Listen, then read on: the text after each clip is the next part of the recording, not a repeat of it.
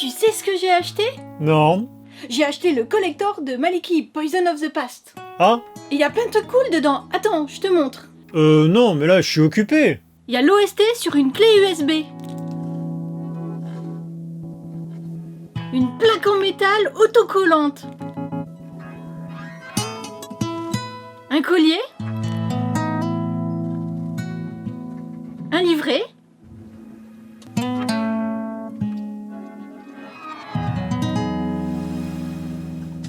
Une carte postale de remerciement. Un autocollant. Un ex-libris numéroté et signé de Maliki.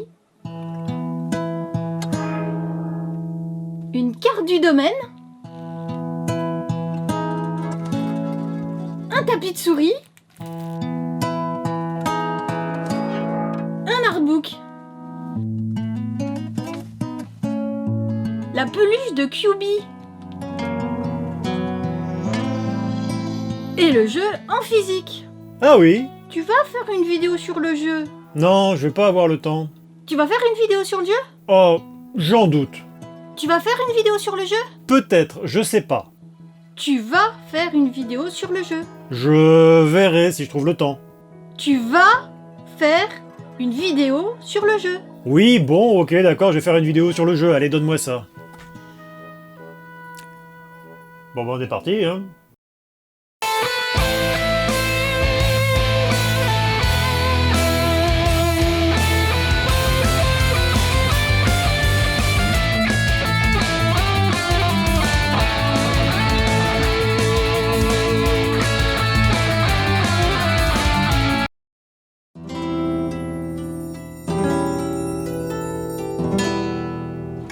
J'avoue, j'arrive un peu après la bataille. Le jeu est sorti en avril, mais je n'en parle que maintenant. Enfin, non, étant donné que l'édition collector est arrivée en septembre, je suis pas tellement à la bourre.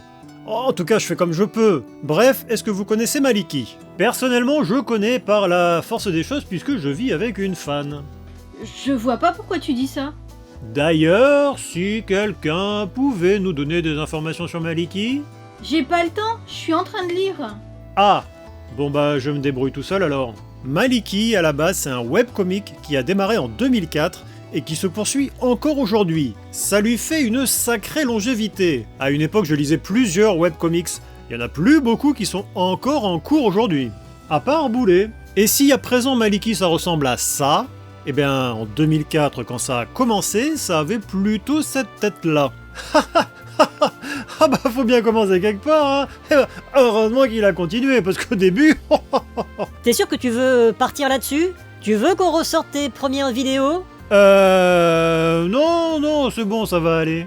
Et Maliki, évidemment, c'est le personnage éponyme, puisque derrière, on retrouve son créateur, Souillon. Les aventures de Maliki étant une version largement romancée de sa vie. En gros, il y a une partie des strips qui sont basés sur ses pensées et ses réflexions par rapport au monde qui l'entoure, et une autre partie avec des aventures beaucoup plus imaginatives où vont venir se greffer un certain nombre de personnages secondaires. Je vais pas vous faire croire que je connais parfaitement l'univers. J'aime beaucoup le style graphique, mais ça fait des années que je me dis que je devrais me lancer dedans. Mais comment vous dire? Ah mais tu peux les lire si tu veux, mais s'il y a la moindre page cornée, je t'arrache la tête. Vous voyez ce que je subis? Je devrais peut-être lire le webcomic plutôt. T'es pas encore en train de me faire passer pour une méchante dans tes vidéos, j'espère? Non, jamais de la vie. C'est pas mon style. Hein. Venons-en à ce qui nous intéresse. Maliki Poison of the Past, le jeu vidéo inspiré de l'univers de Maliki, c'est un projet qui a démarré fin 2023, qui a été annoncé au grand public en mars 2024, accompagné par une campagne Ulule. Différentes éditions ont été proposées avec notamment une version physique sur Switch qui est une exclusivité de la campagne. Au moment où je prépare cette vidéo, il reste encore quelques exemplaires, mais je ne peux pas garantir que ça le restera très longtemps. Si vous loupez la version physique, il faudra vous contenter d'une édition numérique sur PC ou Switch, et il est proposé au tarif de 29,99 €. Donc Maliki Poison of the Past, qu'est-ce que c'est? C'est un peu un Chrono Trigger français. Je n'ai pas peur de le dire, puisque vous allez visiter différentes époques. Bon, par différentes époques, j'entends quelque chose qui s'étale sur grosso modo un peu moins d'un siècle, mais quand même. Faut dire que la série Chrono, autant Trigger que Cross, est une série que Souillon apprécie beaucoup. Donc, tant qu'à s'inspirer de quelque chose, autant s'inspirer de ce qu'on aime. Après, les voyages dans le temps, c'est toujours un peu casse-gueule, mais le scénario s'en sort très bien. Tant que personne ne couche avec sa grand-mère et devient son propre grand-père, tout va bien. Non, y a pas de souci. En même temps, le casting étant entièrement féminin, personne ne peut devenir son propre grand-père. D'ailleurs, en parlant de casting, ici vous allez jouer le rôle de... Maliki, parce que sinon c'est du foutage de gueule. Eh ben non, on va y jouer le rôle de Sand, une jeune fille sportive qui va voir sa vie bousculée le jour où sa ville est attaquée par d'étranges créatures moitié plantes, moitié humaines. Elle va se retrouver happée par un vortex et va débarquer dans le domaine, un lieu coupé du monde dans lequel elle va faire la connaissance de la Maliki éponyme, Becky, la fermière entourée de ses animaux, Fang, bricoleuse de génie, ça me rappelle quelqu'un, et Fénimal, la fée de la nature.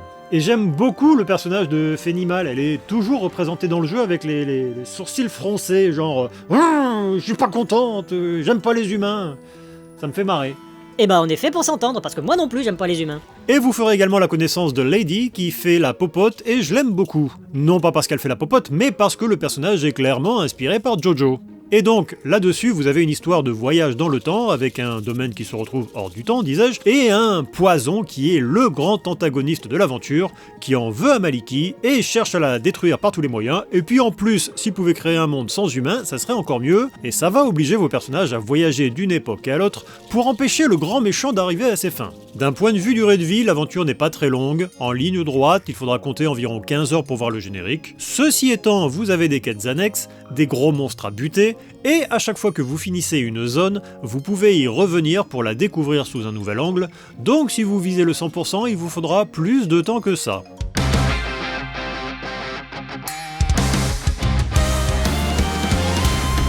Parlons du gameplay. La thématique du voyage dans le temps se retrouve partout, combat inclus. Vous allez diriger une petite escouade pouvant inclure jusqu'à 4 personnages qui vont voyager d'époque en époque, et à chaque fois le déroulement est le même.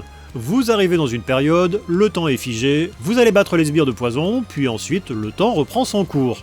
Libre à vous de revisiter la zone ou d'aller découvrir la suivante. Vous allez pouvoir agir sur le temps grâce à votre chronopack, un accessoire largement inspiré d'un des films préférés de Souillon, Ghostbusters. Parce que, qui c'est qu'on appelle ? Musclor, Musclor. Mais non ! L'objet reprend la forme et le fonctionnement des Proton Packs, sauf que cette fois-ci ça vous permet d'influer sur le monde, et c'est plutôt bien pensé. C'est-à-dire que vous allez pouvoir, d'une part, libérer quelques instants les PNJ qui pourront vous donner de précieux conseils, mais également jouer avec le décor en remontant ou en avançant le temps. Par exemple, vous allez pouvoir faire couler une rivière pour placer une branche sur votre passage, vous permettant de rejoindre l'autre côté de la rive. Et ça c'est uniquement pour Sand, chaque personnage ayant sa petite capacité spéciale. Fang peut bouger des objets, Becky se sert de sa fourche pour piquer des interrupteurs, tandis que Fénimal agit sur la nature pour relier entre elles des plantes. Tout ça pour résoudre de nombreuses énigmes afin de libérer votre chemin. Au début c'est tout simple, mais plus vous avancez dans l'aventure, plus ça va se complexifier, et il faudra combiner les compétences de chacune. Vient ensuite le gros morceau, à savoir les combats.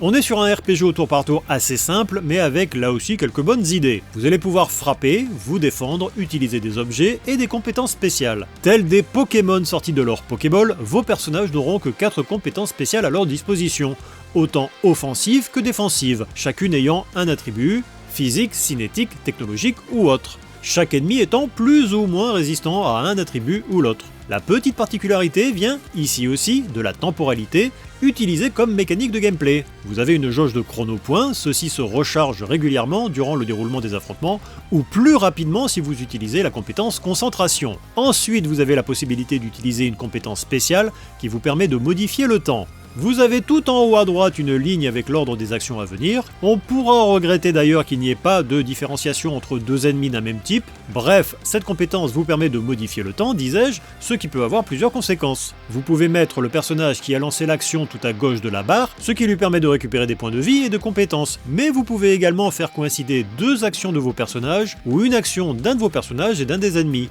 Dans le premier cas, cela permet d'enchaîner deux attaques spéciales.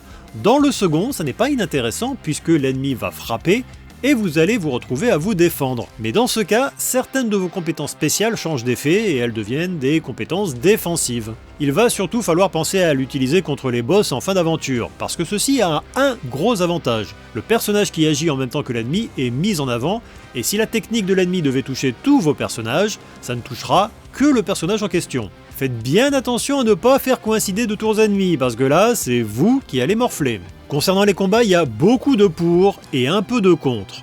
Entre les forces et les faiblesses, le peu de compétences à votre disposition, ce qui vous oblige à faire des choix, et la possibilité d'agir sur le déroulement des affrontements, il y a un côté tactique qui est très plaisant. Par contre, il y a quelques problèmes de rythme et d'équilibrage. Je trouve que les combats contre les mobs sont parfois trop longs, surtout si vous n'avez plus de points de compétence pour utiliser la bonne attaque avec le bon personnage. Ça vous oblige à vous concentrer, prendre un tour pour remettre des points de compétence, puis attendre le tour suivant pour le battre. Parfois, si vous commencez un combat avec très peu de points de compétence, c'est quasiment plus rapide de vous laisser mourir, le jeu vous permet de recommencer l'affrontement avec tous vos points de vie et de compétences. À la rigueur, j'aurais préféré qu'il y ait plus de combats de mobs, mais qu'ils se terminent plus rapidement. L'expérience est un peu légère au niveau de l'équipement. Vous avez juste une pièce d'équipement par personnage et vous aurez la possibilité d'en créer de nouvelles ou de les upgrader, et vous aurez également un accessoire qui s'utilise en combat et qui nécessite des chronopoints. Ça permettra d'infliger des changements de statut, de faire des dégâts de tel type, etc. C'est un peu léger niveau équipement, mais comme l'aventure n'est pas très longue, c'est très loin d'être rédhibitoire. Enfin, il reste un pan du gameplay que je n'ai pas mentionné, c'est ce qui se passe quand vous êtes au domaine. Quand vous n'êtes pas en train de voyager dans le temps, vous retournez à ce domaine qui fait office de hub central, et là, ça en fait une expérience très cosy, puisqu'à la manière d'un Stardew Valley, vous allez pouvoir vous occuper de vos champs. Pour être précis, au début de l'aventure, il n'y a qu'un tout petit morceau du domaine qui est accessible, mais au fur et à mesure, vous allez en libérer de plus en plus, ce qui vous débloque des champs que vous allez pouvoir cultiver pour récupérer des fruits et des légumes, mais également des naturons qui vous permettront de débloquer encore plus de domaines. C'est un cercle vertueux. Je suis un peu partagé par ce côté vie ma vie de fermier parce que dans l'absolu c'est pas ma came, mais c'est suffisamment simple et rapide pour que ce ne soit pas trop problématique. Je le faisais surtout pour avoir des naturons pour agrandir le domaine, parce que les fruits et les légumes, à ma connaissance, ne servent qu'à faire des recettes qui vous permettent de gagner des bonus pendant une certaine durée. Genre plus de défense ou plus d'XP pendant 20 minutes. Mais je suis le genre de joueur qui garde les objets pour le moment critique, donc je me suis retrouvé à cumuler des centaines et des centaines de fruits et légumes, tout ça pour réaliser 5 ou 6 recettes sur l'ensemble de ma partie. Bon, mais ça c'est moi, hein. Si le côté cosy et la vie au grand air c'est votre kiff, vous allez aimer. J'en connais une qui risque de passer beaucoup trop de temps là-dessus. Je me demande de qui tu parles. Je sais pas, aucune idée. Bon, je vais passer à mon avis.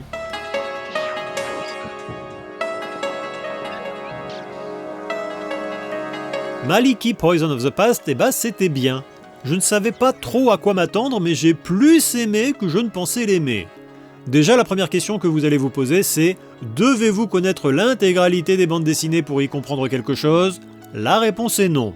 Évidemment, je pense que l'aventure est bourrée d'easter eggs qui me sont certainement passés au-dessus de la tête, mais ça ne m'empêche pas d'apprécier ce que le scénario avait à proposer. J'avoue que l'histoire est touchante parce qu'on la sent largement autobiographique. Toutes les époques que l'on traverse sont celles que Maliki, enfin Souillon, a traversées. De sa jeunesse en Picardie à ses études de dessin à Paris. Et même si on ne le connaît pas personnellement, l'enfance, les études, c'est forcément une chose à laquelle on peut s'identifier. Malgré le fait qu'on voyage à travers le temps, le déroulement de l'aventure reste assez linéaire. Peut-être que je regrette un peu que l'antagoniste principal ne soit pas suffisamment développé, mais les différents personnages qui composent notre équipe rattrapent largement le coup. Sand, le personnage que l'on dirige et qui est une héroïne muette, est peut-être un peu en retrait. Elle est là pour qu'on s'immerge dans le scénario, tandis que les autres personnages évoluent. Pour le reste, il faut juger le titre pour ce qu'il est. On est sur un projet de moyenne envergure, dirons-nous. Il est réalisé par le studio Blue Banshee, fondé pour l'occasion, et édité par Ankama. On ne peut pas le comparer avec un titre de Square Enix, ou Atlus, ou avec l'autre RPG français sorti cette année. Je n'aurais certainement pas été contre du cel shading, quelque chose qui se rapprocherait de la bande dessinée, mais en l'état, ça fait le taf. Et si Poison of the Past n'est pas très impressionnant techniquement, il compense avec pas mal d'idées de gameplay intéressantes. En proposant moins d'exploration, moins de combats et plus d'énigmes, le titre a un rythme qui lui est propre, et le sentiment d'accomplissement viendra autant d'un boss difficile qu'on a enfin réussi à battre, que d'une énigme bien tendue sur laquelle on a bloqué 5 ou 10 minutes. Sur Switch, j'ai eu le droit à quelques plantages. 2 ou 3 grands maximum, qui se sont produits à chaque fois en utilisant le portail pour aller du domaine à une époque, mais comme le jeu fait des sauvegardes automatiques fréquentes, à chaque fois j'ai repris juste avant le plantage. Mention spéciale également pour la musique, qui a été composée par Tai Wang du groupe Starry Sky, qui nous a pondu une bande son très plaisante. Assez éclectique d'ailleurs, avec beaucoup de morceaux très calmes, parfaits pour les passages cosy, et d'autres beaucoup plus vénères, notamment pour les affrontements, les boss en particulier. Et on mentionnera également la participation de Motoi Sakuraba sur une des musiques de boss. En conclusion, si vous êtes fan de Maliki et de RPG, voire uniquement de Maliki, je vous le conseille. Si vous êtes amateur de RPG mais que vous ne connaissez pas l'univers, eh bien ma foi, ça peut être une bonne porte d'entrée. Ça n'est évidemment pas le plus grand RPG du monde, mais ça reste une aventure sympathique et cosy, et surtout on sent une envie de bien faire. Le jeu nous propose le maximum avec un gameplay plein de bonnes idées, qui va essayer de se renouveler régulièrement. Je mets clairement Maliki Poison of the Past dans la catégorie des bons petits RPG de l'année, et c'est déjà pas mal. Bref, si vous l'avez essayé, ou que vous connaissez le webcomic, n'hésitez pas à le dire en commentaire. Je vous dis à la prochaine, et d'ici là, jouez bien à des RPG, qu'ils soient japonais ou français, l'important c'est de jouer à des RPG.